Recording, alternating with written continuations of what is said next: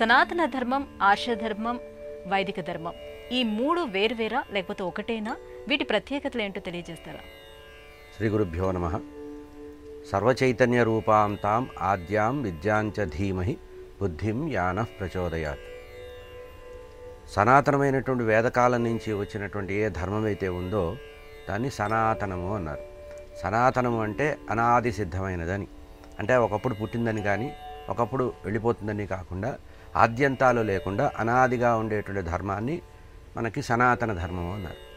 ఈ సనాతనము అనే దాంట్లో మనం ప్రత్యేకంగా చెప్పదలుచుకుంది ఏంటంటే వైదికమైనటువంటి ధర్మాన్ని సనాతన ధర్మము అనాలి.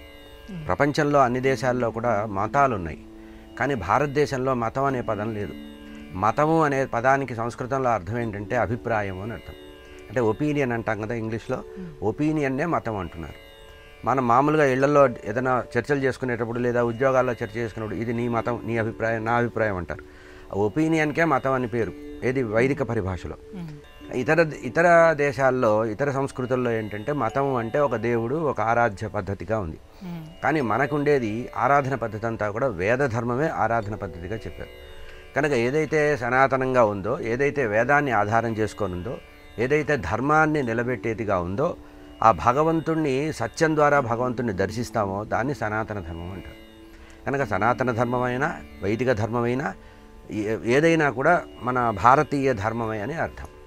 ఈ ధర్మము అనే దానికి అర్థం ఏంటంటే ఆచార ప్రభవో ధర్మ. సదాచార సంపన్నమైనటువంటి ఏ ధర్మం అయితే ఉందో అదే సనాతన ధర్మం, అదే వేద ధర్మం. ఇదే భాగవతంలో ఒక ప్రశ్న వచ్చింది, అసలు భగవంతుడు ఎవరు లేదా అసలు ధర్మం ఏమిటి అని ప్రశ్న వచ్చినప్పుడు అక్కడ యమదూతలకి విష్ణుదూతలకి జరిగిన సంవాదంలో వచ్చిన ప్రశ్నకి సమాధానం ఏంటంటే ఆ వేద ధర్మమే సనాతన ధర్మము. ఏదైతే వేదో నారాయణ స్వయం వేద ప్రణిహితో ధర్మ, వేదంలో ఏదైతే ప్రతిపాదించారో అదే ధర్మము. అంటే ధర్మం అంటే వేదంలో చెప్పినటువంటి నియమాలు ఏవైతే ఉన్నాయో అవి పాటించడమే ధర్మం. దీనికి మళ్ళీ ఆధునిక కాలంలోకి వచ్చేటప్పటికి ఆచార ప్రభో ధర్మ అన్నారు. అంటే ఆ సదాచారం ఉన్న చోటనే ధర్మం ఉంటుంది. ఆ ధర్మమే మనం లౌకికంగా చెప్పుకోవాలంటే మతంగా చెప్పుకుంటాం. ఇప్పుడు మతం అని పేరు పెడుతున్నాం, కానీ మతం అంటే పరిమితమైనటువంటి ఆలోచన చేస్తే దాన్ని మతం అనాలి. కానీ భారతదేశంలో మొదటి నుంచి పరిమితమైన ఆలోచనలు లేవు. ఉదాహరణకి మనకి కొన్ని సంవత్సరాలు, కొన్ని శతాబ్దాల పాటు మన దేశంలో వైష్ణవులు, శైవులు, శాక్తులు, గాణాపత్యులు అని వివిధంగా వచ్చినాయి. అట్లా వచ్చిన వాటిని మతాలు అనాలి. అంటే అర్థం ఏంటి? శివుడే ప్రధానం అనేది చెప్తే అది శైవమైంది, విష్ణువే ప్రధానం అని చెప్తే వైష్ణవమైంది. ఇవన్నీ మతాలైనవి. కానీ వీటన్నిటికీ మూలమైనటువంటి వేదకాలం నుంచి వచ్చినటువంటి ఏ వేద సంస్కృతి అయితే ఉందో ఆ సంస్కృతినే ధర్మం అన్నారు. కనుక మనకి సంస్కృతే ధర్మంగా, సంస్కృతే మతంగా చెప్పబడ్డది. కనుక వేద ప్రమాణాలతో సదాచార సంపన్నతో సత్యము, అహింస, ఆస్థేయము అనేటువంటి ప్రాతిపదిక ఏదైతే ఉన్నాయో దాన్నే మనం లౌకికంగా చెప్పుకుంటే మతం అంటున్నాం. కానీ మతం అనే మాటని దాటాలి మనం. మతం అనేది పరిమితమైనటువంటి ఆవరణ, ధర్మం అనేది చాలా విస్తారమైనది, విపులమైనది. ఇది ఏమిటి? ధర్మానికి మనకి నియమావళి ఎక్కడుందంటే వేదంలో ఉంది. ఉదాహరణకి మనకు అందరికీ అర్థం కావాలంటే మాతృదేవో భవ, పితృదేవో భవ, ఆచార్య దేవో భవ, సత్యం వద, ధర్మంచర, వీటిలో ఏవైతే ఉన్నాయో వాటిని ఆచరించే సంస్కృతే సనాతన ధర్మం.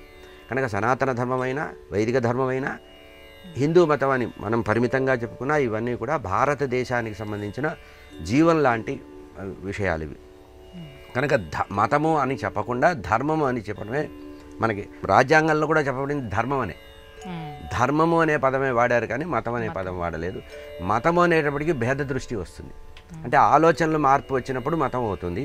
అంటే అభిప్రాయంగా చెప్పినప్పుడు మతం అనాలి, వైదిక సంస్కృతిగా చెప్పినప్పుడు సనాతన ధర్మం అనాలి. కనుక మన భారతదేశంలో మనం ఆచరించదగింది, ఆచరించవలసింది, ఋషులు చెప్పింది సనాతన ధర్మం.